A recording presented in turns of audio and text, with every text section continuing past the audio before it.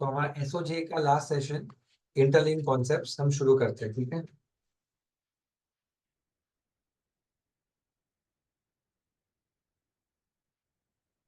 और नया टेस्ट कौन सा है यहाँ पे स्केड्यूल्ड है निश का? टेस्ट शेड्यूल कौन सा है? अभी कोई नहीं है ना? सर नहीं, ठीक बस है। एसओजीए का तो आप बोला एक था। काम करो,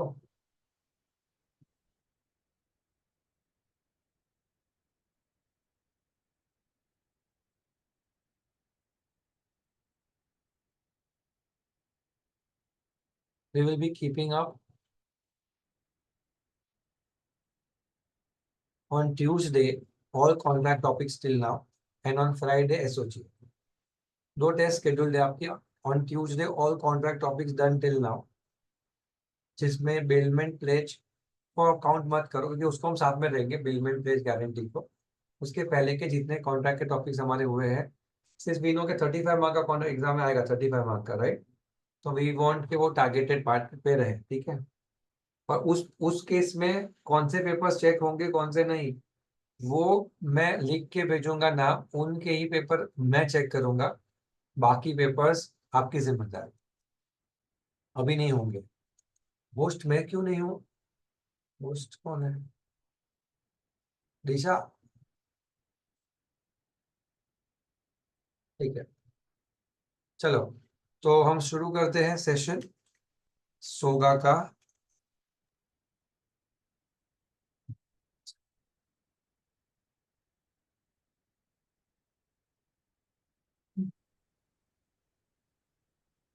इंटरलिंक कॉन्सेप्ट्स के अंदर सबसे पहली चीज जो हमें समझनी है, किस टॉपिक,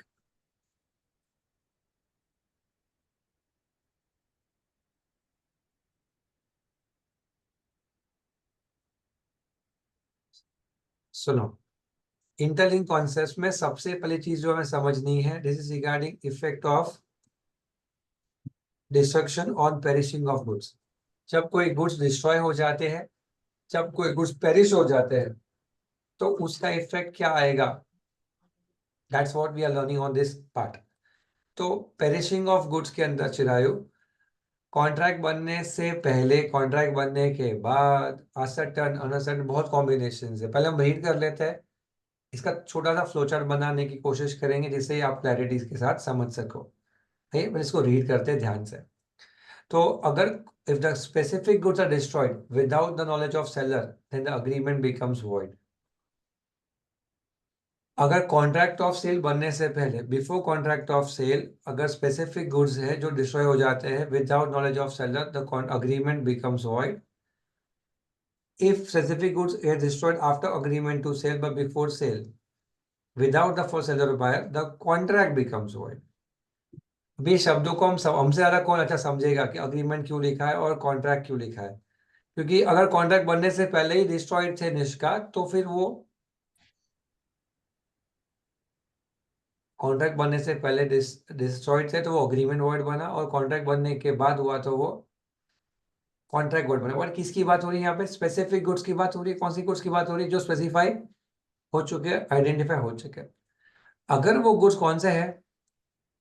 अनसर्टन गुड्स है, जिसका कॉन्ट्रैक्ट बनने के बाद अगर वो डिस्ट्रॉय हो जाते हैं, the contract does not become void and remains dash valid. यानी अनसर्टन गुड्स में कॉन्ट्रैक्ट क्या रहता है? वैलिड रहता है, कॉन्ट्रैक्ट वॉइड होता नहीं है। पर if they were already perish before contract of sale, तो फिर अग्रीमेंट क्या बन जाता है? वो एग्रीमेंट। यानी इसका फ्लो चार्ट कैसे बनता है अगर हम देखें, तो फ्लो चार्ट के दो एलिमेंट्स कौन से? एक एलिमेंट है स्पेसिफिक गुड्स, एक एलिमेंट है अनसर्टेन गुड्स। स्पेसिफिक गुड्स में दो बातें, बिफोर और आफ्टर कॉन्ट्रैक्ट ऑफ सेल, और असर्टन अनसर्टेन में भी बिफोर और आफ्टर कॉन्ट्रैक्ट ऑफ सेल, बराबर है। तो स्पेसिफिक गुड्स की बात करें तो बिफोर है तो वॉइड अग्रीमेंट, आफ्टर है तो वॉइड कॉन्ट्रैक्ट, दोनों वॉइड ही होते हैं। अनसर्टेन गुड्स की बात करें और बिफोर है तो वॉइड अग्रीमेंट, बट आफ्टर है तो वैलिड कॉन्ट्रैक्ट। आपको गुड्स देने ही पड़ेंगे, अनसर्टन थे तो बाकी दूसरा गुड लेके आओ और आके उसको दे दो। Do you agree? अनसर्टन तो हुए ही नहीं थे तो आपको हालांकि पार्टनरशिप हुई नहीं है, अगर ओनरशिप ट्रांसफर हुई नहीं है तो भाई गुड्स तो आपको देने पड़ेंगे। क्या ये कहानी समझ में आई? ठीक है। तो एक छोटा सा फ्लोचार्ट यहाँ पे बनता है हमारे पार्ट पे। हम ये सीखते हैं कि एक ही चीज वैलिड रहती है, वो क्या है? अनसर्टेन गुड्स के डिस्ट्रॉय होने पे कॉन्ट्रैक्ट वॉइड नहीं बनता, कॉन्ट्रैक्ट कंटिन्यूड रहता है। आपको ये समझ में आया होगा कि मैंने अभी क्यों सिखाया ये। डिस्ट्रक्शन ऑफ गुड्स है ना, टाइप्स ऑफ गुड्स में आ जाता है, बट आगे जाके हम क्या सीखते हैं? ओनरशिप ट्रांसफर सीखते हैं। उसके बाद जब हम वापस यहाँ पे आए तो आपको आइडिया आ जाता है कि ओके आई अंडरस्टैंड कि कॉन्ट्रैक्ट वॉइड नहीं बन सकता क्योंकि गुड्स को आइडेंटिफाई किया नहीं है, गुड्स का कॉन्ट्रैक्ट कंटिन्यूड रह सकता है। हम आगे जाते हैं। इससे आगे ये बहुत इंपॉर्टेंट है, एग्जाम्स के लिए बहुत इंपॉर्टेंट है। कम से कम 3 से 4 बार प्रैक्टिस पेपर में आपको ये मिलेगा। इफेक्ट ऑफ डिस्ट्रक्शन और specification of goods, very important for exams mind. अब मैंने आपको ऑलरेडी ये सिखा दिया था, doctrine of let the buyer be. Normally ये मैं बाद में सिखाता हूँ, पर उसमें अपना पॉसिबल था तो मैंने सिखा दिया है। तो ये वाली स्टोरी पूरी की पूरी हमारी खत्म हो चुकी है, बराबर है। अब एक मजेदार कॉन्सेप्ट इसका यहाँ पे, और इसका नाम क्या है? Document of title to goods and document showing title. ये दो शब्द बहुत मजेदार है, इसको हम समझने की कोशिश करते हैं। ध्यान से सुनना बच्चों, जितने बच्चों को हो सके अपना वीडियो ऑन रखिए। हो सके तो ऑन रखिए, नहीं हो सके तो आपकी मर्जी। अब सुनिए, अब सुनिए। Document of title and document showing title, ये दो शब्द है, document of title and document showing title. Document of title को हम डीओटी डॉट बोलेंगे और डॉक्यूमेंट शोइंग टाइटल को डीएसटी डस्ट बोलेंगे। ये अपना कोड वर्ड है, डॉट एंड डस्ट, बराबर है। Dot and dust. डस्ट मतलब हिंदी में कचरा हो जाता है, कचरा कुछ काम का नहीं होता। तो यही चीज से याद रखना है कि डॉट काम का है, डस्ट काम का नहीं है। क्या काम का है? DOT dot. डीएसटी डस्ट काम का है नहीं है। सर है क्या ये डॉट एंड डस्ट? समझते हैं।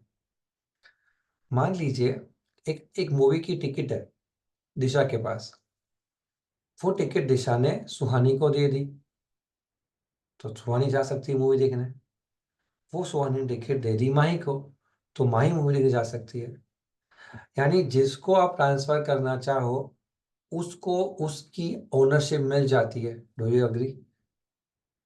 तो वो डॉक्यूमेंट को हम क्या कहेंगे? डॉट। क्या कहेंगे हम? डॉट। डॉट का अर्थ है जब हम ट्रांसफर करें तो हम किसी और को भी उस चीज का क्या बना सकते हैं? ओनर बना सकते हैं। तो वो डॉट है। अब मेरा सीए सर्टिफिकेट दिशा, दिशा ने मैं आया था ना वहां पे, सर्टिफिकेट छीन लिया मेरा दिशा ने। मैं सीए बन गई, मैं सीए बन गई, मैं सीए बन गई, सीए बन गई। आप सर्टिफिकेट ले लो, खा जाओ कागज को, जो करना है करो, लेकिन आप उस सीए नहीं बन सकते हैं। तो वो डॉक्यूमेंट क्या है? दस्ट है। डॉक्यूमेंट शोइंग टाइटल, वो टाइटल बताता है लेकिन दे नहीं सकता। वो डॉक्यूमेंट टाइटल दिखाता है लेकिन ट्रांसफर कर सकता नहीं। जैसे कि railway receipt, railway receipt, railways में जो माल लेने जाएगा वो रसीद दिखाएगा, उसको रेलवे वाला माल दे देगा। तो रेलवे रिसीट क्या मानी जाएगी निश का? Document of title. Lorry receipt, lorry receipt, lorry वाला देगा, लॉरी वाले को देना, वो माल दे देगा। Warehouse keeper certificate, warehouse वाले को दोगे वो माल दे देगा। तो जो चीजों में warehouse keeper certificate, lorry certificate, bill of lading, ये सब जो डॉक्यूमेंटेशन है जो ट्रांसपोर्टेशन में यूज होते हैं, मुस्कान बात तो करो, वैलिड इनवैलिड है, इनवैलिड है, पढ़ाई करो। ये सब सिचुएशंस के अंदर लॉ कहता है डॉक्यूमेंट ऑफ टाइटल आप किसी और को दे सकते हो, यहां से किसी और को जाएगा। दस्ट में दिशा के पास रिलायंस के शेयर सर्टिफिकेट्स थे, शेयर सर्टिफिकेट रिलायंस के, पलक ने छीन लिए। तो क्या पलक रिलायंस की शेयर होल्डर बन जाएगी? सर ऐसा नहीं बनते कोई शेयर होल्डर। ट्रांसफर डीड लगता है, ट्रांसफर डीड पे डॉक्यूमेंटेशन होगा तब जाके शायद पलक बन सकती है। यानी जिस डॉक्यूमेंट को लेने से आपका कोई हक नहीं बनता है वो डॉक्यूमेंट आपके लिए डस्ट है, किसी के लिए राइटफुल है। तो हमें सिर्फ ये सब समझना था, document of title and document showing title. ये शब्द समझ में आया आप लोगों को? तो अभी इस शब्द को पढ़ने की कोशिश करते हैं।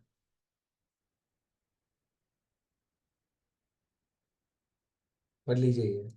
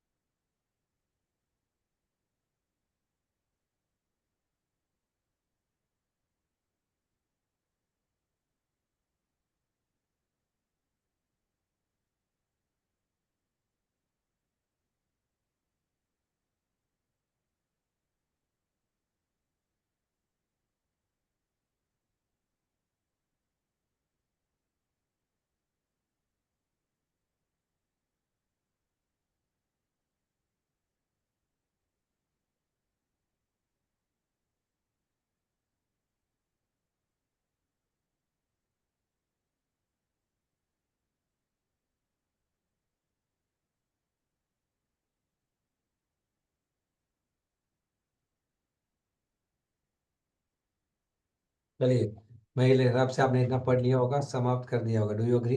शाबाश। ठीक है। अब एक जबरदस्त सिचुएशन क्रिएट हो रही है यहाँ पे दिशा। एक बड़ा जबरदस्त कॉन्सेप्ट यहाँ पे आता है। इसका नाम है reserving reserving the right of disposal, या फिर rights of disposal is reserve, या फिर reserving the right of disposal. Hardik आज बैट लेके नहीं बैठा तो? नहीं बैठना तेरे पास है? कहाँ है? नहीं, वो तो दूसरा बैठे दे रहा, वो बाजू रखा है। अरे मैं लेके जाने को नहीं बोला, लेके आ गया। उत्सुक है, उत्सुक। वो किधर है? मनन, मनन ने क्या नाम था उसका? हिमांशु किधर? हिमांशु,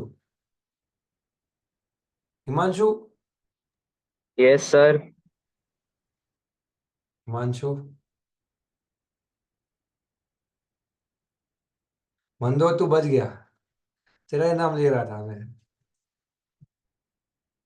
हिमांशु किधर? हिमांशु, कोई पहचानता है हिमांशु को?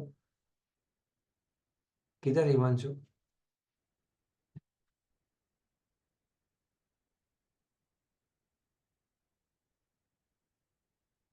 किधर है?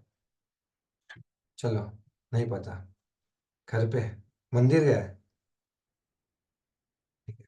चलो सुनो, reserving the right of disposal, ये शब्द को समझने से पहले इतना समझो कि अगर राइट रिजर्व किया है तो क्या होगा, नहीं किया है तो क्या होगा।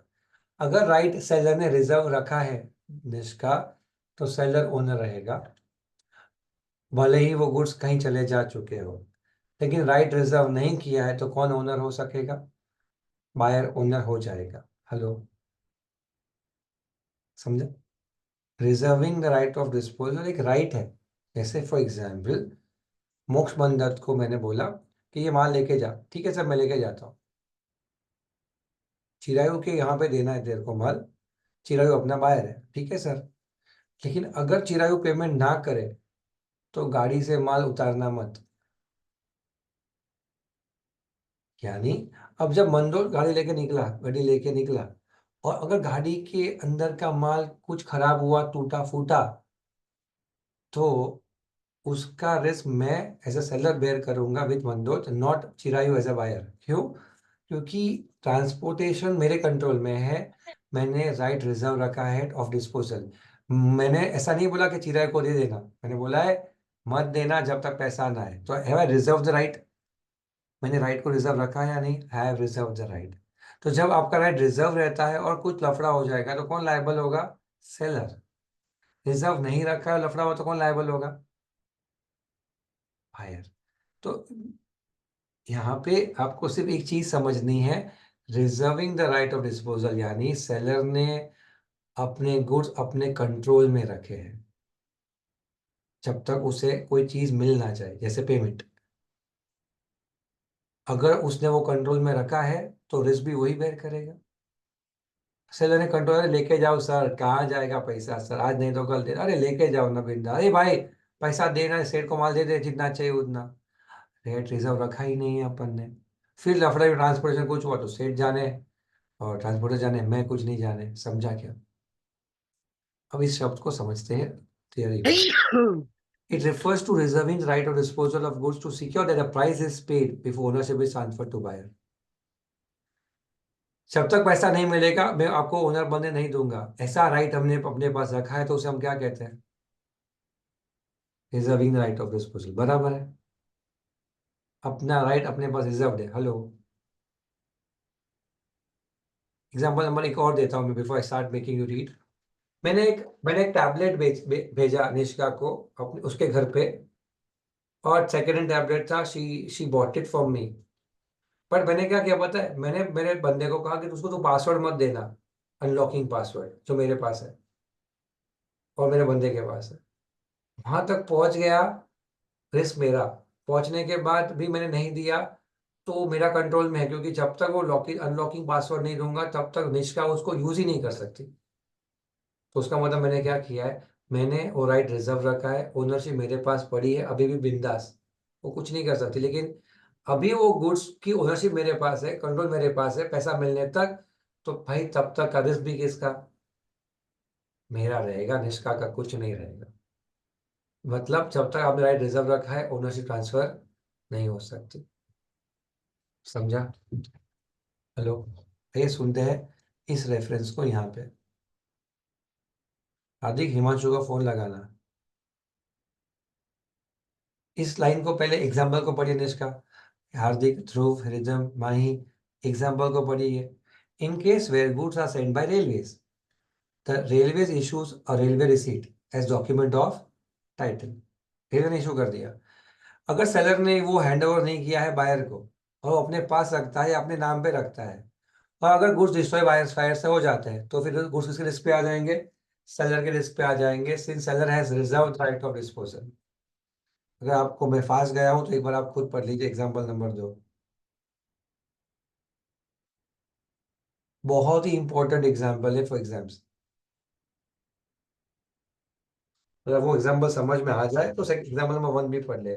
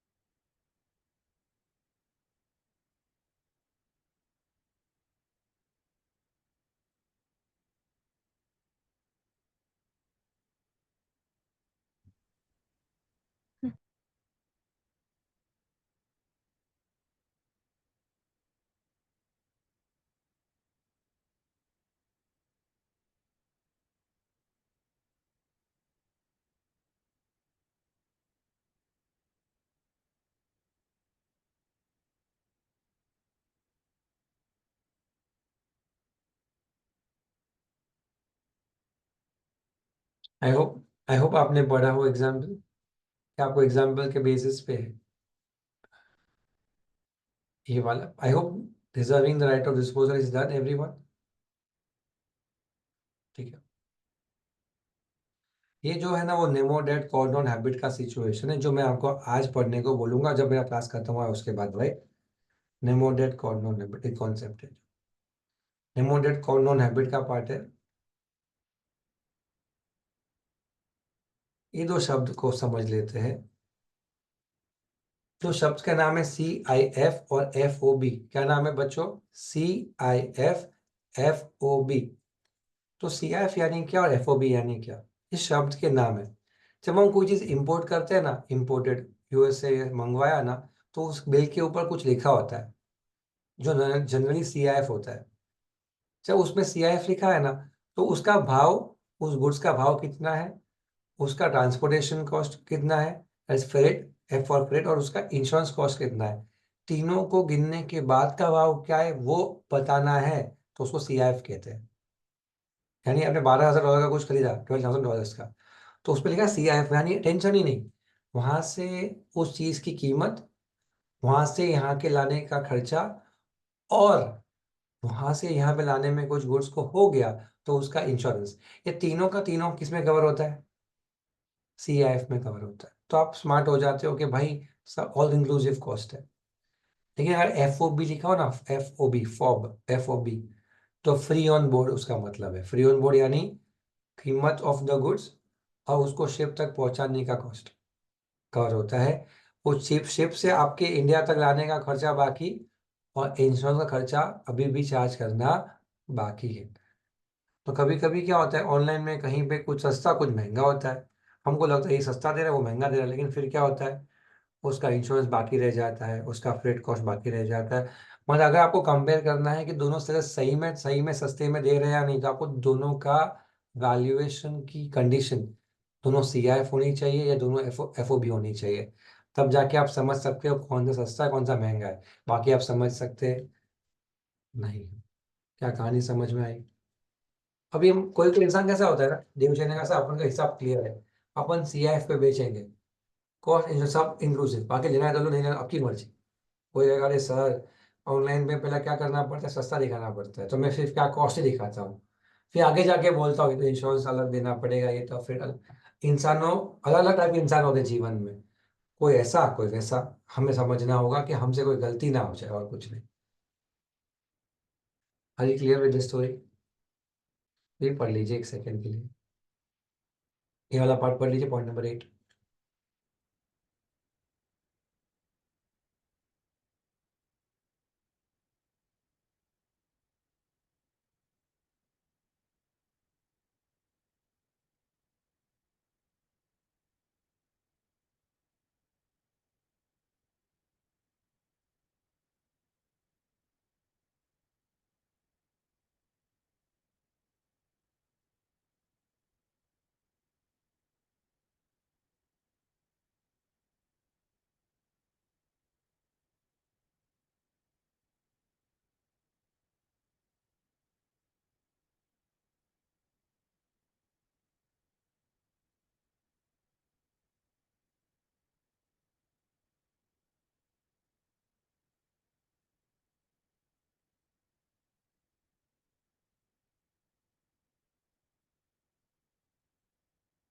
पढ़ा? क्या आपने पढ़ा? ठीक है।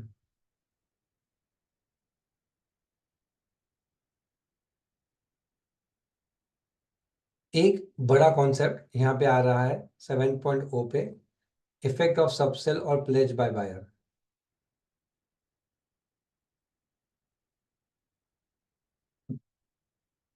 बहुत जबरदस्त कॉन्सेप्ट है, इसको समझना शांति से। सबसेल यानी क्या? सबसेल यानी बायर ने बेचा। किसने बेचा? बायर जब बेचता है उसे हम क्या कहते हैं? सब सेल। सेलर का सेल के बाद एक और सेल, राइट? सेलर ने बेचा बायर को, बायर ने बेचा नए बायर को। अभी क्लियर? ठीक है। Subsale refers to resale by buyer where the original seller had some rights. Where pledge refers to lending goods as security against borrowing. Pledge का मतलब क्या है? जब हम किसी को गिरवी रखते हैं। और सबसेल का मतलब क्या है? जब हम किसी को कोई चीज बेचते हैं जो हमने खरीदी हुई है। सुनना आगे। It says that unpaid seller's rights to lien or SIT are not affected over sale made by buyer to third person. However, the rights of unpaid seller over the buyer shall be affected if the seller's assents to such subsale or pledge or hands over document of title. अब उसको जितनी बार पढ़ना है पढ़ोगे, आपको समझ में आने वाला नहीं। ये तो मेरी लैंग्वेज है दिशा। If you use law language as a whole तो 100 जन्म तक हम ऐसे के ऐसे ही रहेंगे। अब इस लाइन को 2 बार पढ़िए, सिर्फ इस लाइन को।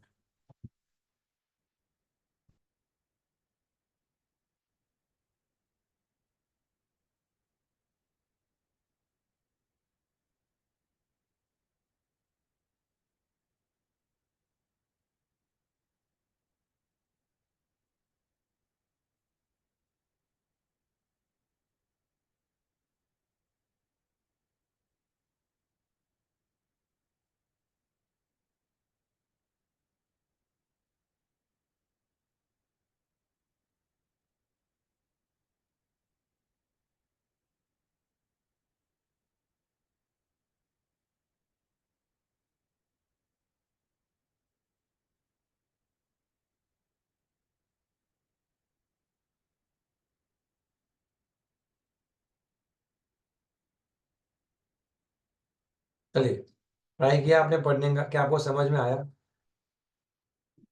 क्या आपको समझ में आया? निष्का को भी समझ में आया बेटा?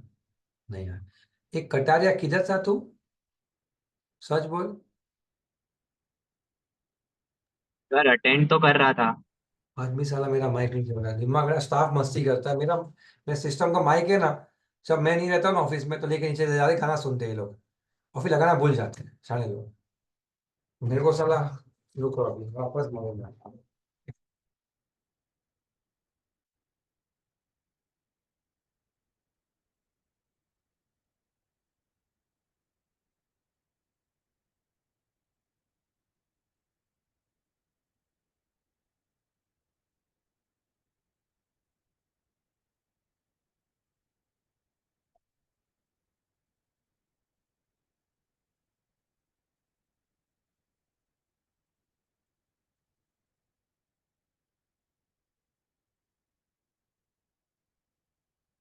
Can someone speak now? Hello Hardik, Himanshu. Yes sir. Yes हाँ, सर। चल छोड़ो, जाने दो। तेरा पेपर चेक नहीं होने वाला हिमांशु, याद रखना, मेरे अगले 3 पेपर। खाना खा तू, बिंदास खा खाना। सारे भूखे रहते हैं, तुम लोगों को खाना खाना है। चलो सुनो, अगर इस स्टोरी को समझते हैं। सेलर ने और दिशा ने मोक्ष को गुड्स बेचे, मोक्ष ने पैसे नहीं दिए हैं, तो दिशा को हम क्या मानेंगे? Unpaid seller. ठीक है। और अनपेड सेलर के पास राइट्स होते हैं, किसके पास? अगेंस्ट बायर के, जिसको हम क्या कहते हैं? Right of lean, right of stoppage in transit and all that. ठीक है। अब वो जो गुड्स बेचे ना, अभी भी दिशा के पास पड़े हैं, लेकिन मोक्ष ने वो गुड्स देव को लेने का प्रॉमिस कर दिया।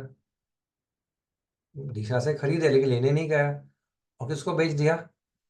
देव को। अब देव कहे कि गुड्स तो मेरे हो चुके हैं, मैंने मोक्ष से खरीदे। सैंपल के लिए दिशा से अगर मोक्ष लेके भी जाता है, हाथ को समझो कि बायर ने उसे सबसेल कर दिया है, यानी किसी और को दे दिया है। कंफर्मेशन के बाद अगर बाई चांस वो गुड्स की फिजिकल पोजीशन दिशा के पास हो, तो क्या दिशा अपने पैसे वसूल करने के लिए क्या कर सकती है? लीन कर सकती है या नहीं? तो देव कहेगा कि मैंने तो खरीद लिया है मैडम, अब आप क्यों लीन कर रहे हो, क्योंकि यहाँ पे तो मैंने भी खरीदे हुए हैं। लॉ कहता है कि ओरिजिनल सेलर जो होता है वो लीन भी कर सकता है, स्टॉपेज इन ट्रांजिट भी कर सकता है, अगर उसे अपने पैसे नहीं मिले, रिस्पेक्टिव ऑफ द फैक्ट कि बायर ने वो किसी और को बेच दिया है या बायर ने किसी और को गिरवी रख दिया है, उसे फर्क पड़ता नहीं है। ओरिजिनल सेलर जो है वो अपने राइट्स को यूज फिर भी कर सकता है, क्योंकि वो अनपेड सेलर है। ये पहला पॉइंट समझाया मैंने आपको, सुनो ध्यान से। आगे ये कहता है कि अगर देव जैन ने मोक्ष से कहा कि तू किससे माल ले रहा है ये, मुझे उसे कन्फर्मेशन दे दे कि वो कभी लीन नहीं करेगी, एसआईटी नहीं करेगी। तो मोक्ष मंदोर कहता है उस बिल पे लिखा हुआ, जो बिल उसने मुझे दिया है, कि I will never do lean SIT. तू किसी को बेच सकता है, मुझे दिक्कत नहीं है। ऐसा कंसेंट अगर मोक्ष को मिला हो किसके पास से? उसके वेंडर के पास से। उसके बाद देव ने खरीदा हो, तो फिर दिशा का राइट्स क्या हो जाएगा? समाप्त हो जाएगा। या फिर दिशा ने क्या दे दिया हो? डॉक्यूमेंट ऑफ टाइटल दे दिया हो, किसको? मंदोज को। तो डॉक्यूमेंट ऑफ टाइटल के बेसिस पे देव ने खरीदे हैं, दिशा अब क्या नहीं कर सकती? स्टॉपेज इन ट्रांजिट लीन नहीं कर सकती।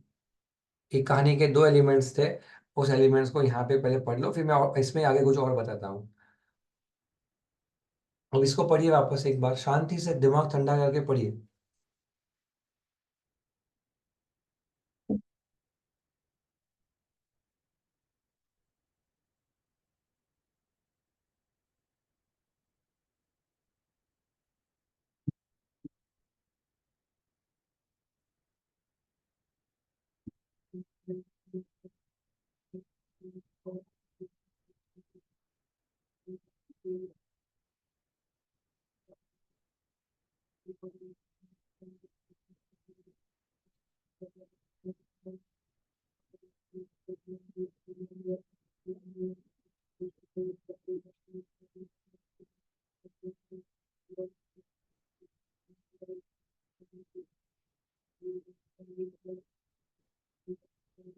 क्या आपको समझा? क्या आपको समझा?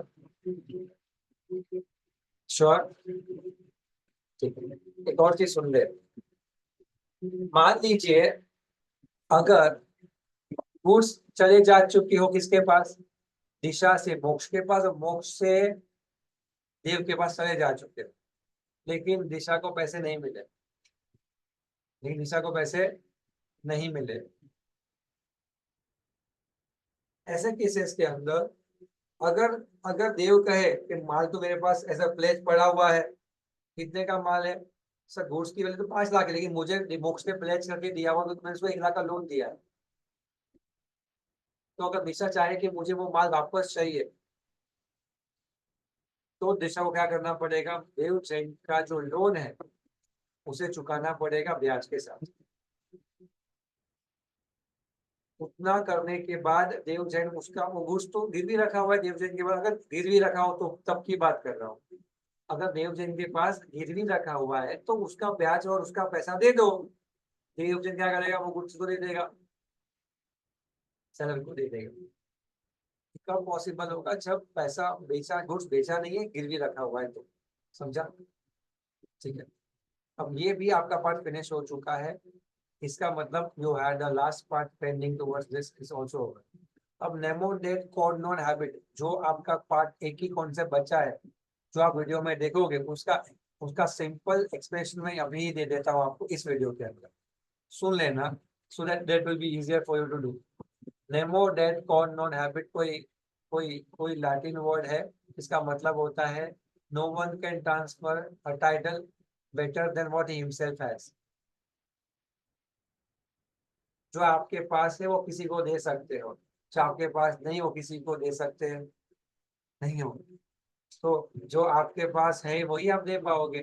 तो अगर आपके पास बैक टाइटल है किसी चीज का, तो आप किसी और को दोगे, उसे भी क्या मिलेगा, बैक टाइटल मिलेगा। अगर आप किसी चीज के ओनर हो, आपने किसी को कोई चीज दी, तो उसके उसको क्या मिलेगा, गुड टाइटल मिलेगा। मतलब अगर सेलर जीटी है, जीटी मतलब गुड टाइटल, सेलर जीटी है तो बायर को क्या मिलेगा, जीटी। अगर सेलर बीटी है तो बायर को क्या मिलेगा, BT. GT to GT, BT to BT, GT GT BT BT. समझा मैं क्या बोला? म्हणजे काय, सेलर का टाइटल जैसा होगा वैसा ही बायर का होगा, good to good, bad to bad. इसे कहते हैं नेमो डेट और नॉन हैबिट। आप किसी को नहीं दे सकते जो आपके पास नहीं है, आपके पास जो है वही आप किसी और को दे सकते हो। दिशा का फोन चिराग ने चोरी कर लिया और चोरी करके हार्दिक को गिफ्ट किया। हार्दिक का गिफ्ट जो हार्दिक को मिला, मुझे तो गिफ्ट मिला है, तो गिफ्ट भी बैड ही रहेगा, बैड टाइटल का, क्योंकि वो तो जिसने गिफ्ट दिया उसका ही नहीं है, तो तुझे क्या देगा वो। तो क्या हार्दिक से दिशा वापस फोन ले सकती है? आंसर इज यस, क्योंकि वो उसका फोन हुआ ही नहीं। क्यों नहीं हुआ? क्योंकि वो चिराग का हुआ ही नहीं था। इसे कहते हैं bad to bad, good to good. अब इसका मूवी कहाँ शुरू होता है, कौन से ऐसे सिचुएशंस है जहां पे सेलर का टाइटल जीटी है, क्या है, चीटी, लेकिन बाहर का क्या बनेगा, बीटी। अरे सॉरी सॉरी सॉरी, मैं क्या बोला, सेलर का होगा बीटी और बायर का होगा चीटी। ऐसे कौन से सिचुएशन है सर जी जहाँ पे सेलर का जी बीटी होने के बावजूद बायर का जीटी हो जाए, वो सब वहां पे दिए हुए हैं एज एक्सेप्शन। समझा क्या? इसी के साथ हमारा स्टोरी समाप्त हुआ, हमारा एसओजी पूरा समाप्त हुआ। We decided to do by Friday, and before we started the Friday, topic is completed. ठीक है, अब मैं एक छोटा सा फ्लैशबैक देने की कोशिश करूँ आपको एसओजी का, जिससे आपका एसओजी थोड़ा और स्ट्रांग हो जाए, आपकी टेस्ट की प्रिपरेशन और अच्छी हो जाए। शुरू करो, ठीक है, मैं शुरू करता हूँ। छोटा सा फ्लैशबैक टू एसओजी है, फटाफट रफा रफ रफा रफ। अब आपको सुनने की कैपेसिटी हो तो सुनना, और शांति से फोकस करने की कोशिश भी करना, ठीक है।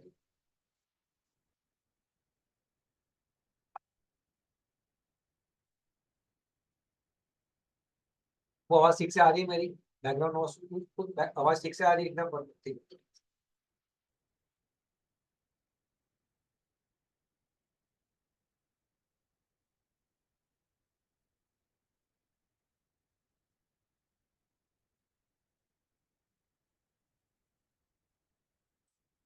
चलिए, ऑक्शन सेल चैप्टर यूनिट 1 था, जिसमें हमने सीखा कि ऑक्शन सेल के अंदर ऑक्शनर जो होता है वो खुद ओनर भी हो सकता है या किसी एजेंट को अपॉइंट भी कर सकता है। ऐसे सेल के अंदर जब आप किसी को बुलाते हैं उसे इनविटेशन टू ऑफर कहते हैं, वो आके भेंट करे उसे हम ऑफर ऑफर कहते हैं, और फिर हम उसे एक्सेप्ट करते हैं बाय फॉल ऑफ हैमर, या उसके जैसे कोई और रूप में हम उसको एक्सेप्ट करते हैं। एक्सेप्ट करने पे वो कॉन्ट्रैक्ट ऑफ सेल माना जाता है, तब तक वो कॉन्ट्रैक्ट माना नहीं जाता, यानी उसके पहले आप उसको कैंसिल कर सकते हो, उसके बाद कैंसिल नहीं कर सकते हो। लेकिन ओनरशिप ट्रांसफर कब होती है? जब वो डिलीवरेबल स्टेट में, चाहे तब तक ट्रांसफर नहीं होती, तब तक ट्रांसफर नहीं होती। ऑक्शन सेल में कुछ कॉमन कॉन्सेप्ट जो हमें समझने थे। नंबर 1, हर एक auction is separate lot. Number 2, auction में आप अपना बंदा भी रख सकते हो पार्टिसिपेट करने के लिए, उसे हम क्या कहते हैं? बफर कहते हैं। वो एक ही होना चाहिए सबको बताने के बाद, ऐसा नहीं किया तो वो कॉन्ट्रैक्ट ऑर्डर माना जाएगा। ऑक्शन में एक और कौन जिसको हम कहते हैं नॉकआउट अग्रीमेंट, जिसमें हम ये समझते हैं कि हम एक दूसरे का बीट नहीं करेंगे, जिससे सस्ता दाम पे हमें वो चीज मिल जाए। ऐसा ऐसा करना इलीगल नहीं है, मजे लेकिन इससे किसी को नुकसान होना नहीं चाहिए, ऐसा होने का है। इसके बाद हमने टैक्सेशन का पार्ट सुना था। यहाँ पर टैक्सेशन यानी क्या कि अगर खरीदने के बाद टैक्स बढ़ गया या कम हो गया तो क्या, तो जब तो डिलीवरी के पहले टैक्सेशन चेंज हो जाता है तो जो भी बायर होगा उसे भुगतना है, ज्यादा भी और कम भी। अगर आपने एक्सप्रेस कर दिया तो भुगतना नहीं पड़ेगा। क्या ये समझ में आया? उसके अलावा में हमने वहां पे चीज देखी थी कि बेस प्राइस जैसे कुछ कॉन्सेप्ट होता है जिसको buffer base price, sorry base price अपने उसको बेस प्राइस को हम और क्या कहते हैं? अपसेट प्राइस भी कहते हैं या फिर रिजर्व प्राइस भी कहते हैं। इसी को समझ के हमने क्या समझ लिया है? ऑक्शन से यूनिट नंबर 1 समाप्त। हेलो, मैंने एक रिकॉर्डिंग करी है एक और, जो शायद मैं जून महीने में दूंगा आपको। उसका नाम है बूस्टर्स। क्या नाम है उसका? बूस्टर्स। उस बूस्टर्स में हाईलाइटेड पीडीएफ है रिकॉर्डिंग के साथ। यहाँ पे आप पूरे चैप्टर को 10 मिनट के अंदर, एक भी यूनिट हो, कोई भी यूनिट हो, और फॉर एग्जाम्पल कंपनीज एक्ट कोई भी हो, आप 10 मिनट के अंदर उस यूनिट को फिनिश कर सकते हो विद कॉन्सेप्ट क्लैरिटी। आप उसको कब पढ़ना चाहिए? आपको कोई भी यूनिट पढ़ने से पहले। आप कुछ पढ़ने बैठ रहे हो, समझो आज कंपनी एक्ट पढ़ने बैठ रहे हो, तो आप 40 मिनट का वो वीडियो देख सकते हो। वीडियो देखने के बाद you will be having a clarity as a teacher, क्या क्या इंपॉर्टेंट था, क्या क्या समझना था, क्या टीचर ने एग्जाम्पल दिया था, क्या मुझे वो जोन में आप आ जाओगे जो जोन इजी पड़ता है आपको पढ़ने के लिए। तो आपको याद कुछ नहीं करना पड़े, वो जून महीने के लिए आप समझ के। यूनिट नंबर 2 आता है यहाँ पे कॉन्ट्रैक्ट ऑफ सेल, जहाँ पे हमने देखा कॉन्ट्रैक्ट ऑफ सेल यानी क्या? जब एक सेलर बायर को गुड्स ट्रांसफर करता है फॉर अ प्राइस, वो भी जिस गुड्स की क्या ओनरशिप। गुड्स यानी क्या? ऑल चीज मूवेबल इन नेचर। मूवेबल में क्या ऐड होता है? Rowing of things attached to land, अभी तो सीवेड ऐड हो जाता है, स्टॉक इन शेल ऐड हो जाता है। क्या ऐड नहीं होता? तो कहता है एक्शनेबल क्लेम ऐड नहीं होता, मनी ऐड नहीं होता। मनी में फॉरेन करेंसी ऐड हो जाती है, ऐड हो जाता है। डू टू अग्री और नॉट? Yes sir. तो उसके अलावा हम आगे क्या उसमें क्या देखा सर? एयर, वाटर, इलेक्ट्रिसिटी, ये सब भी गुड्स माना जाएगा। मरा हुआ एनिमल भी गुड्स माना जाएगा। हर चीज मूवेबल वो गुड माना जाएगा। लेकिन लेकिन लेकिन लेकिन sir building building building land ये सब गुड्स माना नहीं जाएगा। सर पेड गुड्स है, पेड गुड्स नहीं, पर पेड की आम गुड्स कब बनेंगे? जब वो टूटेगा, टूटने का प्रॉमिस करेगा तब बन जाएंगे। गुड्स के 3 प्रकार बोले गए थे, उसके बारे में बताओ। प्राइस का मतलब क्या है? प्राइस मतलब मनी कंसिडरेशन, यानी प्राइस में मनी का होना बहुत जरूरी है। मनी नहीं तो कॉन्ट्रैक्ट सेल नहीं। मनी थोड़ा बहुत होना जरूरी, थोड़ा बहुत मनी, थोड़ा बहुत होना भी चलेगा, लेकिन मनी होना जरूरी है। अब उसके अलावा में ओनरशिप यानी प्रॉपर्टी माना गया ना। सेलर मतलब वो sells of to sell, buy मतलब वो buys of to buy of. COS के कॉन्ट्रैक्ट सेल के अंदर 2 चीज करोगी, या तो सेल या तो अग्रीमेंट टू सेल। सेल मतलब शादी हो गई, अग्रीमेंट से मतलब होने वाली है, एंगेजमेंट हो गई। अभी क्लियर विद द सेल। आगे गए तो हमने देखा कि सर प्राइस डिटर्मिनेशन के 4 रास्ते होते हैं। मार्केट प्राइस पार्टीज को डिसाइड करेगी, थर्ड पार्टी या फिर रीजनेबल प्राइस। 4 रास्तों से डिटरमाइन हो सकती है। एक पार्टीज, दूसरा मार्केट, तीसरा थर्ड पार्टी और चौथा रीजनेबल प्राइस। थर्ड पार्टी को बोला गया था, थर्ड पार्टी ने नहीं किया, कॉन्ट्रैक्ट वॉइड बन जाएगा। थर्ड पार्टी को बोला गया और थर्ड पार्टी ने नहीं किया और कॉन्ट्रैक्ट वॉइड बन जाने से पहले कुछ यूज हो गए तो रीजनेबल प्राइस पे करनी पड़ेगी। और कॉन्ट्रैक्ट बनने के बाद किसी ने उसको रोका था टू डिटरमाइन द प्राइस, तो डैमेजेस पे करना पड़ेगा। इसी के साथ आगे जाते हैं तो हमने देखा था एक और कॉन्सेप्ट जिसका नाम था क्लासिफिकेशन ऑफ गुड्स। ऐसे existing goods, future goods and contingent goods. Existing goods यानी ऐसे गुड्स जो पोजेशन में थे सेलर के जब कॉन्ट्रैक्ट बना। एग्जिस्टिंग गुड्स के बाद आता है फ्यूचर गुड्स, जो yet to be produced, yet to be manufactured, yet to be acquired था। सेलर के पास वो गुड्स नहीं थे जब कॉन्ट्रैक्ट बना था, बनने वाले थे। और कंटिंजेंट गुड्स यानी वो गुड्स थे तो नहीं, लेकिन उसका आना भी संभव था, यानी वो पॉसिबल, वो पता नहीं था, उसे हम क्या कहते हैं? कंडीशन एग्जिस्टिंग के 3 एलिमेंट्स है, स्पेसिफिक, असर्टेन, अनसर्टेन। कॉन्ट्रैक्ट बनने से पहले या कॉन्ट्रैक्ट बनते वक्त अगर आपने ये आइडेंटिफाई कर लिया है कि कौन सा गुड्स आपको चाहिए तो उसे स्पेसिफिक कहा जाता है। कॉन्ट्रैक्ट के बनने के बाद किया तो उसे असर्टेन कहा जाता है। कॉन्ट्रैक्ट बनने के बाद तक उसे अनसर्टेन का, कॉन्ट्रैक्ट बनने के बाद और आइडेंटिफाई करने तक के फेज को अनसर्टेन गुड्स कहा जाता है। इससे हम आगे गए तो हमने 3 रेस्ट्रिक्शन देखे थे, contract, sale versus agreement to sell, sale versus hire purchase और सेल वर्सेस बेलमेंट। सेल में ओनरशिप ट्रांसफर हो जाती है, अग्रीमेंट में होने वाली है। सेल के अंदर एग्जीक्यूटेड है, अग्रीमेंट टू सेल में एग्जीक्यूटर ही है। सेल में रिस्क बायर का रहता है, अग्रीमेंट से रिस्क सेलर का रहता है। सेल में आप प्राइस क्लेम कर सकते हो, अग्रीमेंट टू सेल में आप प्राइस क्लेम नहीं लेकिन डैमेज क्लेम कर सकते हो। इंसॉल्वेंसी के अंदर, चलो वो पार्ट में आगे आगे वाले पार्ट में बोलता हूँ आपको। सेल अग्रीमेंट टू सेल के साथ सेल में बेलमेंट में, सेल में ट्रांसफर ओनरशिप होती है, बेलमेंट में पोजीशन होता है। सेल में प्राइस होना जरूरी है, बिल में प्राइस ना भी हो तो फिर भी चलेगा। सेल में गुड्स रिटर्न नहीं होते, बिल में गुड्स रिटर्न होने जरूरी हो जाते हैं as per directions. Hire purchase sale की बात करें तो हायर परचेज के अंदर कॉम्बिनेशन ऑफ 2 कॉन्ट्रैक्ट्स होता है, कॉन्ट्रैक्ट ऑफ सेल एंड बिलमेंट। वहाँ पे हायर हायर ही होता है, यहाँ पे सेलर बायर होता है, यहाँ पे ओनर्स ट्रांसफर होता है। यहाँ पे कब होता है?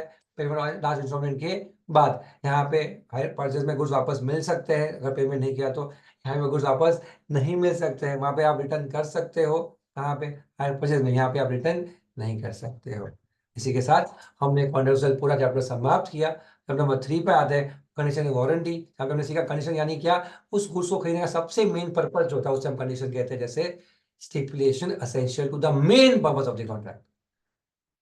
और अग्रीमेंट टू, और वारंटी यानी क्या, stipulation collateral to main purpose. TV नहीं चल रहा है, ब्रीच ऑफ कंडीशन। रिमोट नहीं चल रहा है, ब्रीच ऑफ वारंटी। चश्मा है, मस्त गॉगल्स दिखता है, उसमें से कुछ स्क्रू खराब हो गया, ब्रीच ऑफ वारंटी। चश्मे में यूवी लेंस यूज ही नहीं हो रहा है तो ब्रीच ऑफ कंडीशन, यूवी के लिए तो लिए थे हमने वो चश्मे। तो हर कपड़ा खरीदा है, कॉटन ही चाहिए था, कॉटन नहीं है, ब्रीच ऑफ कंडीशन। कॉटन के बटन नहीं है बराबर, breach of warranty. Condition warranty के साथ सात प्रकार थे, कंडीशन के साथ 4 थे वारंटी के। 7 कंडीशन के थे, breach of implied condition as to title, as to description, as to sample, sample with description, merchantability, usage of fitness and wholesomeness. ये 7 प्रकार के ब्रीच ऑफ इम्प्लाइड कंडीशंस माने जाते हैं, जहां पे आप ये मानते हो दिशा, मैं सेम चीज आपको बता रहा हूँ हिंदी में। ब्रीच ऑफ टाइटल में हम ये समझते हैं कि जो सेलर है वो ओनर होना ही चाहिए, वो नहीं होगा तो हम उसे डैमेज क्लेम कर पाएंगे।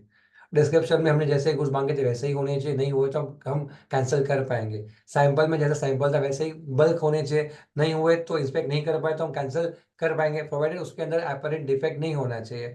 मर्केंटेबिलिटी में यूज मर्केंटेबिलिटी गुड्स की होनी चाहिए, कमर्शियली यूजेबल होने चाहिए, नहीं हो पाए और डिफेक्ट पैरेलल नहीं था तो हम कैंसिल कर पाएंगे। होलसमनेस में खाने लायक होने चाहिए, फ्रूटफुल होने चाहिए, न्यूट्रिटिव होने चाहिए, नहीं हुए तो हम कैंसिल कर पाएंगे। और फिटनेस और क्वालिटी ऐसा कोई कंडीशन होता ही नहीं है, क्योंकि ये जानना कि वो हमारे काम के है, वो हमारे कंडीशन है बायर का, ना कि सेलर का। Let the buyer be aware कि रेमटर, उसके एक्सेप्शंस के अंदर हम वो कर पाएंगे। 7 पॉइंट समाप्त होते हैं। आगे जाते हैं बाकी 4 पे। इनर वारंटीज के अंदर 4 आते हैं। कौन से 4 आते हैं यहाँ पे? एक आता है क्वाइट पोजेशन, हमारा पोजेशन डिस्टर्ब नहीं होना चाहिए, हमको जो हमारा माल है उसको दे दो, हमको यूज करना है, नहीं दे पाए, लेट दे पाए तो उसके लिए हम डैमेजेस क्लेम कर पाएंगे। नंबर 2, उसमें आता है फ्री फ्रॉम एनकम्बेंस, यानी लाइबिलिटीज नहीं होनी चाहिए। लाइबिलिटीज होगी तो हम अपने हमें नहीं बताया तो उसके लिए आप जिम्मेदार हो जाओगे to compensate for the same. Number 3, usage और ट्रेड की वजह से आपका कोई भी city, state, market place, district, कोई भी सिटी प्लेस बेसिक के बेसिस पे आप क्या कर सकते हो, आप एक ऑलरेडी ऐड कर सकते हो। हमने एग्जांपल दिया था चटनी सांभर यहाँ पे फ्री होता है, जितने बार लेना है लो, मे भी कहीं और ना हो। Number 4, disclosure of danger nature of पटाखे फटाखे बेचने हैं, दवाई बेचनी है, जहर बेचना है, मच्छर मार की दवाई बेचनी, ये सब में डिस्क्लोजर देना जरूरी है। नहीं दिया तो उसको कुछ हो गया तो आप फंस जाओगे, डेंजर हो जाएगा। समाप्त हुआ। उसके बाद हमने केव रेमटर का पार्ट देखा था, डेविड रेमटर यानी क्या, let the buyer be aware. Let the buyer be aware में क्वालिटी और फिटनेस की जिम्मेदारी बायर की रहती है, सेलर की नहीं रहती है। लेकिन सेलर लायबल कब होगा? जब उसने डिस्क्लोज किया होगा क्या पर्पस, उसको क्यों चाहिए था, रिलाई किया था स्किल के ऊपर, जजमेंट के सेलर के, और उसका डे टू डे बिजनेस था, तो फिर लायबल कौन होगा? सर। उसके बाद बाकी 100 कंडीशंस पूछे गए थे, वो सब ऑलरेडी हमने कवर कहाँ किए हुए, इम्प्लाइड कंडीशन में, description, sample, sample description, fraud, ये सब वहां पे कवर किए थे हम लोगों ने। चैप्टर समाप्त हुआ, हम आगे नेक्स्ट चैप्टर में जिसका नाम है डिलीवरी। डिलीवरी कितने टाइप्स की होती है और डिलीवरी का मीनिंग क्या होता है? डिलीवरी यानी वॉलंटरी ट्रांसफर पोजेशन, वॉलंटरी जो 3 प्रकार की होती है, एक्चुअल, सिंबॉलिक और कंस्ट्रक्टिव। एक्चुअल यानी क्या, फिजिकल डिलीवरी। सिंबॉलिक यानी क्या, चाबी देना, कार की चाबी देना। और कंस्ट्रक्टिव यानी possession remains with the same person पर ओनरशिप चेंजेस। हमने एग्जांपल दिया था किसका, गोडाउन कीपर का एग्जांपल लिया ना, जब स्ट्रॉबेरी या कुछ तो तरुण बाबू का एग्जांपल लिया था हम लोगों ने उस पार्ट पे। ठीक है, इसी तरह हम आगे जाते हैं तो डिलीवरी के कुछ रूल्स थे कि डिलीवरी बायर को मांगनी पड़ेगी, डिलीवरी का खर्चा कौन बेयर करेगा, डिलीवरी में कोई डैमेज हो गया तो उसका खर्चा कौन बेयर करेगा, क्वांटिटी कम हुई तो क्या होगा, ज्यादा हुई तो क्या होगा, सेम हुई तो क्या होगा, मिक्स हुआ तो क्या होगा, इंफीरियर क्वालिटी आई तो क्या होगा। ये सब चीजें डिलीवरी के कंडीशंस में पढ़ी थी हम लोगों ने, जिसमें मैं आगे नहीं जाना चाहता रिविजन में। मैं आता हूँ नेक्स्ट चैप्टर में जिसका नाम था ट्रांसफर ओनरशिप। ट्रांसफर ओनरशिप के अंदर हमने देखा था कि पहला प्रश्न था कि रिस्क और ओनरशिप क्या साथ साथ चलते हैं, मैंने बोला हाँ। सो क्या अलग कर सकते हो? मैंने बोला हाँ, 3 कारणों से। एक, जिसे डिलीवरी डिले की वो बेयर करेगा, ओनर कोई भी हो। नंबर 2, अग्रीमेंट बना के आप अलग अलग कर सकते हो। Number 3, customer usage of rate से आप अलग कर सकते हो। तो 3 कारणों से रिस्क और ओनरशिप अलग अलग हो सकती, बाकी अलग अलग हो सकती नहीं है। नंबर दो, ओनरशिप जानने के 4 रीजंस थे। नंबर 1, क्या आप ये जान पाओ कि प्राइस क्लेम कर पाओगे या नहीं। नंबर दो, आप थर्ड पार्टी को सू कर पाओगे या नहीं। नंबर 3, इंसॉल्वेंसी के अंदर क्या गुड्स सनी लेके जाएगा या नहीं। और नंबर 4, रिस्क बेयर कौन करेगा जानने के लिए। 4 रीजंस थे, आपको याद आएगा। फर्स्ट क्वेश्चन यही था, रिस्क जानने के लिए रिस्क कौन बेयर करेगा, थर्ड पार्टी पे केस कौन कर पाएगा, इंश्योरेंस पे गुड्स जाएगा या नहीं, और 4 प्राइस क्लेम हो पाएगा या नहीं। ये 4 कारण के लिए जाना जरूरी कि ओनर है कौन, सेलर या बायर। समझा? अगर ये समझ में आया हो, देव ने लेक्चर अटेंड नहीं किया है, जो लेक्चर तो तांडू मारे ना देव पक्का, और फिर रिकॉर्डिंग देखा नहीं है देव बराबर, तो अभी बाउंसर जा रहा होगा एकदम 155 के स्पीड पे सपा सब ना, एकदम ऊपर, क्या ऊपर से ऊपर, एक नंबर ऊपर। क्या आपको लगता है मैं देख के बोल रहा हूँ? अगर मैं देख के बोलता ना तो मैं तुमको नहीं देख पाता, और तुमको नहीं देख पाओ तो मैं पढ़ाना छोड़ दूँ। तो that is where I can not see this. आगे सुनो। हाँ, कौन सा चैप्टर पे आया मैं? ट्रांसफर ओनरशिप के आगे के पार्ट पे। ट्रांसफर ओनरशिप 3 प्रकार की होती है, अनसर्टेन गुड्स की, स्पेसिफिक गुड्स की, और तीसरा सेल ऑफ गुड्स और सेल ऑफ रिटर्न बेसिस पे। पहला आता है स्पेसिफिक, पहला आता है अनसर्टेन गुड्स की। तो लॉ कहता है अनसर्टेन गुड्स की ओनरशिप ट्रांसफर कब होती है, जब गुड्स असर्टेन हो जाते हैं। असर्टेन कैसे होते हैं? तो अप्रोप्रिएशन से होते हैं। अप्रोप्रिएशन का मतलब क्या, selection of goods with the consent of parties. उससे कुछ कंडीशन थे दिशा, क्या थे? Proper as per quality and production होने चाहिए, अनकंडीशनल होने चाहिए, रेडी टू डिलीवर होने चाहिए, approbation by seller with the assent of buyer, और buyer with the assent of seller, express और इम्प्लाइड, बिफोर और आफ्टर। ऑपरेशन कब होना चाहिए? बिफोर या आफ्टर में होना चाहिए। 6 कंडीशन बहुत इंपॉर्टेंट थे exams point of view. Second part पे आता है स्पेसिफिक गुड्स की ओनरशिप ट्रांसफर कब होगी। सर सिंपल है, as per intention of parties, बात खत्म। As per intention of parties. So intention समझ में कैसे आते हैं? Terms of the contract, conduct of parties and circumstances of the case. ये 3 बेसिस पे समाप्त हो जाता है। लेकिन जब मेरे को समझ में नहीं आता तो क्या करूं? तो लॉ भी कहता है मेरे को भी समझ में नहीं आया तो मैं क्या करूं, मैं बताता हूँ। नंबर 3, लॉ बोला अगर गुड्स रेडी टू डिलीवर है स्पेसिफिक होने के साथ साथ तो क्या करना है। नंबर 2, गुड्स स्पेसिफिक है लेकिन डिलीवरी स्टेट में नहीं तो क्या करना है। और नंबर 3, गुड्स को वेइंग मेजरिंग या टेस्टिंग करना पड़े तो क्या करना है। लॉ बोला पहले एग्जाम्पल में आप ये ले लो कि जो गुड्स फ्रूटी है, थम्स अप है, पेप्सी, जो रेडी टू डिलीवर है, तो जब कॉन्ट्रैक्ट बना तब ओनर ट्रांसफर हो जाएगी। नंबर 2, अगर उसमें कुछ करना बाकी जैसे polishing painting of any product, तो जब तक वो पेंटिंग पॉलिशिंग होगी नहीं और बायर को पता चलेगा नहीं, ओनर ट्रांसफर होने वाली नहीं है। अगर गुड्स ऐसा है कि 1 किलो एप्पल देना या 10 ग्राम सोना देना, उसको वेइंग करना पड़ेगा, तो वेइंग टेस्टिंग मेजरिंग करना बाकी है मुस्कान, जब तक वो वेइंग टेस्टिंग मेजरिंग होगी नहीं, बायर को पता चलेगा नहीं, ओनर ट्रांसफर होगी नहीं। सुहा नहीं समझ में आ रहा है? लास्ट पार्ट निष्का, कि अगर गुड्स कौन से है, गुड्स सोल्ड ऑन सेल और रिटर्न बेसिस पे दिशा, तो 3 कारणों से ओनर ट्रांसफर होगी। नंबर 1, जब बायर अप्रूव करेगा। नंबर 2, बायर किसी और को बेच देगा। फिर बायर रीजनेबल टाइम वापस नहीं करेगा। ये 3 बेसिस पे गुड्स की ओनरशिप ट्रांसफर हो जाएगी। हिमांशु ने लेक्चर्स बंक किए ना बीच में 1-2, मतलब वीडियो ऑन करके आराम से मजे करके देख रहा था, खाना पीना खाओ वीडियो देखो ना हिमांशु। हाँ तो क्या किया तूने, बता मेरे को। लेक्चर में तो तुझे देखा नहीं मैंने, क्या हुआ? सर वीडियो ऑन नहीं करा था। अरे यार मैं ही पागल हूँ, तुमको पूछ रहा हूँ, मैं तो सुन ही नहीं पा रहा हूँ तुमको। छोड़ो, बंद कर दे रहा ऑडियो। सबको रिमांड में लेने वाला है लेकिन आज नहीं। एक दिन आएगा जब क्या करेगा मैं तुमको मिल तो सकता नहीं हूँ, डांट सकता नहीं हूँ, ऑनलाइन मार सकता नहीं हूँ, कान पकड़ सकता नहीं हूँ, कुछ नहीं कर सकता। भगवान करे एआई इतना बढ़ जाए कि मैं यहाँ से मारूँ तुमको झटका लगे मारूं, ए टपाक धाड़, एक उधर हाथ रखने का स्कैनर पे पार्ट मारा, सर सॉरी, लेक्चर में वीडियो ऑन नहीं किया, कान पकड़ा, सॉरी। ऐसा होना चाहिए ना? नहीं होना चाहिए। दिशा बोले नहीं होना चाहिए। क्या नहीं होना चाहिए? तुम्हारे अच्छे के लिए कि बुरे के लिए? अच्छे के लिए, लेकिन नहीं होगा। नहीं होगा, तुम टेंशन मत लो, ऐसा नहीं होगा। जो चीज आपको और देखो पता है संसार, सोसाइटी कैसे चलता है, जितना स्टूडेंट को ज्यादा क्या मिले, फ्लेक्सिबिलिटी मिले, आराम मिले, चिलनेस मिले, वो सब बढ़ेगा। जितना बच्चे को स्ट्रिक्ट करवाए, डराए, पढ़ने के लिए मजबूर करे, वो ग्रोथ नहीं करेगा, वो ग्रो नहीं करेगा। अरे माँ बाप नहीं कर पाएंगे तो हम क्या कर पाएंगे? It's impossible to do. सुनता बट मानो मेरी बात, आपको आगे बढ़ना है, अच्छे से बढ़ना है, तो थोड़ा खुद को डिसिप्लिन में लाना सीखो। जितना डिसिप्लिन में लाओगे, जितना अपने आप को कंट्रोल हो, अपने खुद को कंट्रोल कैसे करना है, क्या सही है क्या गलत है, दिमाग में डालो।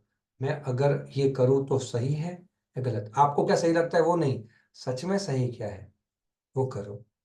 अरे सर खाना खा रहा था ना, मैंने वीडियो ऑफ कर दिया सर, वो शर्म आता था मेरे को। सही क्या था वो करो, क्या करना है आपको वो मत करो। सब मैं बाहर गया 3 दिन, पापा लेके गए तो क्या करूँ? सही क्या है वो करो। कल पापा भी पूछेंगे नहीं कि बेटा कम मार्क्स क्यों आए, अच्छा तू वहां गया था मेरे साथ 3 दिन इसलिए अच्छा अच्छा इसलिए कम है, पापा ऐसा नहीं बोलेंगे। पापा ऐसा नहीं, पापा को सिर्फ क्या याद रहेगा, तेरे मार्क्स कम आए। पापा को याद नहीं रहने वाला कि तेरे मार्क्स क्यों कम आए। तो फेल हुआ तो तू फेल हुआ है, पापा फेल नहीं हुए। तो everything is you, you need to be smart to understand that. कल सो घर पे ऐसा इक्वेशन था, घर में शादी थी, ये था, कोई याद नहीं रखने वाला है शादी कि तुम शादी में गए थे। तुम नहीं हो तो शादी नहीं होती। तुम तो थे मोदी हमारे, जो नहीं आते तो शादी नहीं होती। कुछ नहीं होता ये सब। अपने आप को रिस्पॉन्सिबल बनो, बात खत्म। चले भाई, सब लोग को आगे लेके जाते हैं। Right of buyer and unpaid seller, I think is the last chapter to do, right? Revision वाले पार्ट पे कुछ मैंने मिस किया? नहीं ना, 3 4 5 6। Rights of buyer and paid seller के अंदर राइट्स ऑफ अनपेड सेलर में पहला पढ़ा है मीनिंग ऑफ अनपेड सेलर, जिसको हम कहते हैं जब जिसके पैसे पूरे पैसे नहीं मिले हो, उसे हम कहते हैं सर, या फिर उसको पैसे मिले थे बट वो चेक बाउंस हो चुका था, तो उस या डिसऑनर हो चुका था, उसे भी हम अनपेड सेलर कहते हैं। अनपेड सेलर के राइट्स 2 प्रकार के होते हैं, rights against the goods and right against the buyer personally. Right against the goods में 3 प्रकार के राइट्स आते हैं, जैसे right of lien, right of stoppage in transit और right of resale. Right of lien में हम कहते हैं कि जब सेलर को कैश सेल किया और पैसे ना मिले हो, क्रेडिट सेल खत्म होने पे भी पैसे ना मिले हो, या फिर बायर हो चुका हो इंसॉल्वेंट, तीनों कारण में सेलर क्या कर सकता है, राइट ऑफ लीन कर सकता है। लीन करने पे वो कॉन्ट्रैक्ट कैंसिल होता नहीं, कंटिन्यू रहता है, और वो क्या कर सकता है, जब तक पैसा ना मिले तब तक कंटिन्यू कॉन्ट्रैक्ट लीन पे अपने पास रख सकता है। लीन कब समाप्त होता है, जब आपके यहाँ से कंट्रोल से गुड्स चले जाएंगे तब लीन समाप्त होता है, तब तक लीन समाप्त नहीं होता है। आपके आगे कहता है कि अगर गुड्स आपसे आते चले जा चुके लेकिन बाहर तक पहुंचे नहीं है, तो उसको हम ट्रांजिट कहते हैं। ट्रांजिट को हम रोक सकते हैं कब, जब बाहर क्या हो चुका हो, इनसॉल्वेंट। उस केस में हम गुड्स को वापस ले सकते हैं, और उस वापस लेने में हमें राइट है टू लीन अगेन, क्योंकि अब हम क्या कहेंगे बायर को कि तू पैसा दे और माल लेके जा, तो माल लेके जा सकता नहीं है। कंडीशन 3 है, सेलर अनपेड है, गुड्स ट्रांजिट में है, और बायर इंसॉल्वेंट है। ये 3 कारणों से आप क्या कर सकते हो, शॉपेज इन ट्रांजिट कर सकते हो। उसके हम आगे जाए तो उन्होंने कहा था ट्रांजिट खत्म कब होता है, एंड कब होता है, तो उन्होंने कहा जब बायर के हाथ में गुड्स आ जाए तो ट्रांजिट खत्म हो जाता है। बायर ने जल्दी गुड्स लिया तो फिर ट्रांजिट खत्म हो जाता है। बायर की शिप में डाला गुड्स तो शिप में डालने से गुड्स ट्रांजिट खत्म हो जाता है। अगर बायर ने गुड्स लेने से रिजेक्ट कर दिया, ट्रांजिट कंटिन्यू रहता है। लेकिन कैरियर ने रिजेक्ट कर दिया, ट्रांजिट खत्म हो जाता है। और अटॉनमेंट करने पे जब रतलाम से इंदौर, इंदौर से उज्जैन गुड्स चला जाता है, तो ट्रांजिट खत्म हो जाता है सेलर के लिए। इससे जब हम आगे जाते इससे और आगे बढ़ते थे तो हम आए रीसेल पे। रीसेल में हमने सीखा कि अगर गुड्स एसआईटी होने के बावजूद, लीन होने के बावजूद, बायर को नोटिस देने के बावजूद भी बायर ने पैसे नहीं दिए, तो हम वो गुड्स की नोटिस देने के बाद गुड्स को बेच सकते हैं। बेचने में जो पैसा कम आएंगे वो पहले वाले बायर से क्लेम कर सकते हैं, और ज्यादा आए तो हम हमारे पास रख सकते हैं। नोटिस देना कब नहीं पड़ेगा, जब वो गुड्स पेरिशेबल होंगे तो। इसके बाद हमने देखा कि अगर गुड्स हमारे पास है ही नहीं तो हमारा गुड्स अगर राइट अगेंस्ट बायर मिलेगा। बायर में राइट्स कौन से मिलेंगे? अगर माल बेच दिया है तो प्राइस क्लेम कर सकते हैं, अगर गुड्स लेने से वो रिजेक्ट कर दे तो हम डैमेजेस क्लेम कर सकते हैं ऑन एक्चुअल डिलीवरी। इसको हम ब्रीच ऑफ कॉन्ट्रैक्ट बोलते हैं, एक्चुअल ब्रीच। पहले से बायर ने मना कर दिया तो हम एंटी ब्रीच पे कॉन्ट्रैक्ट को कैंसिल करते हैं, तो कंटिन्यू करके डैमेज क्लेम कर सकते हैं। और नंबर 4, अगर पेमेंट लेट किया तो उसके लिए हम प्राइस में इंटरेस्ट या फिर हम डैमेजेस क्लेम कर सकते हैं। इसी के साथ हमें 4 राइट्स होते थे वहां पे, 1 2 3 4।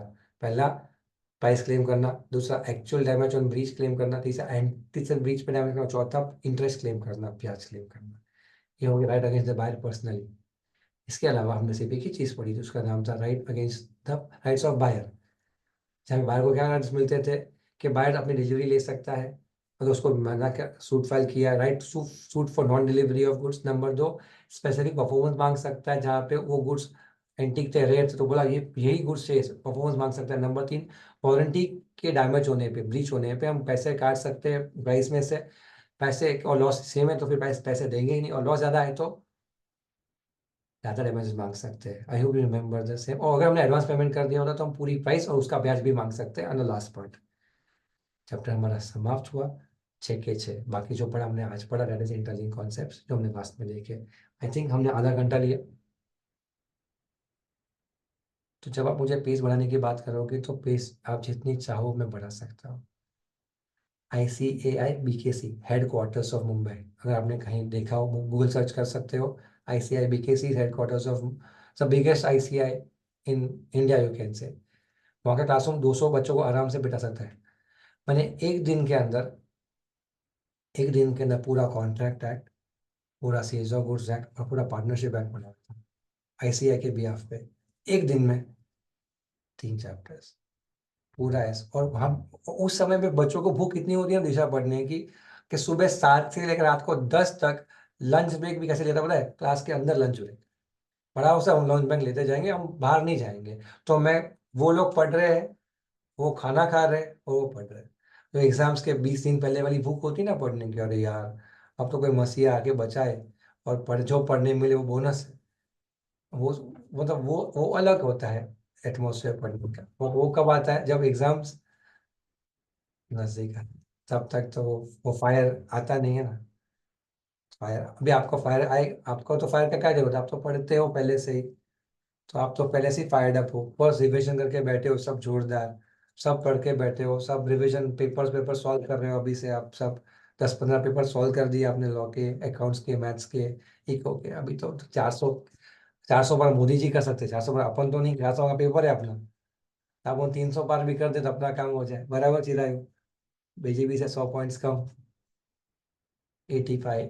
कोई 85 ला देना मुंबई, कोई 80 प्लस कोई लाएगा लॉ में, 80 प्लस तो मैं उसको स्पेशल गिफ्ट भेजूंगा, 100% promise. Promise 80 plus in law. और आपके बैच से बदमाश बच्चे तो है ही, जो आते हैं जाते हैं खाना खाते हैं, वैसे बदमाश बदमाश बच्चे तो होते ही हर बैच में।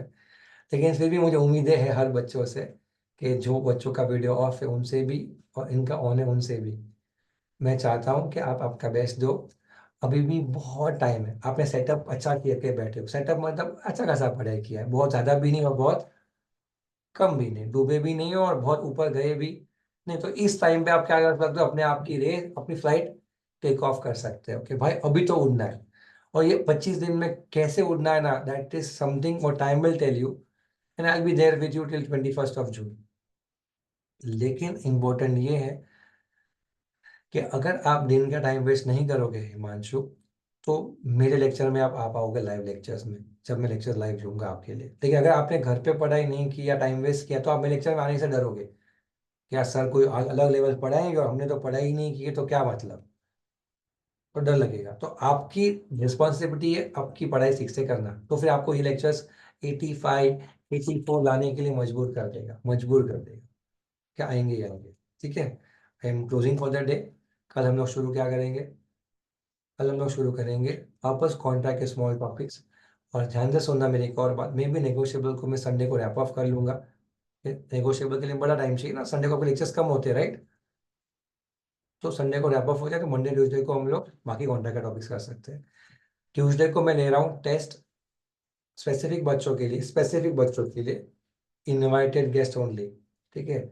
उस टेस्ट के अंदर कॉन्ट्रैक्ट एक्ट का सब चैप्टर्स कवर होगा शुरुआत से लेकर अभी तक के। It will be approximately 60 mark paper covering 2 hours, ठीक है। एंड इनवाइटेड स्टूडेंट्स को मैसेज आ जाएगा अपने पर्सनल नंबर पे कि आपको टेस्ट देनी है, ठीक है। मेरे को कोई दुश्मनी किसी से नहीं है, मैं तो सिर्फ आपको कंपटीशन मतलब आपको मजबूर कर रहा हूँ कि आप लोग अटेंटिव बनो। बाकी आप सब टेस्ट दो, वो मेरी इच्छा, ठीक है। I see you next class, take care, see you, bye bye, जय जिनेंद्र।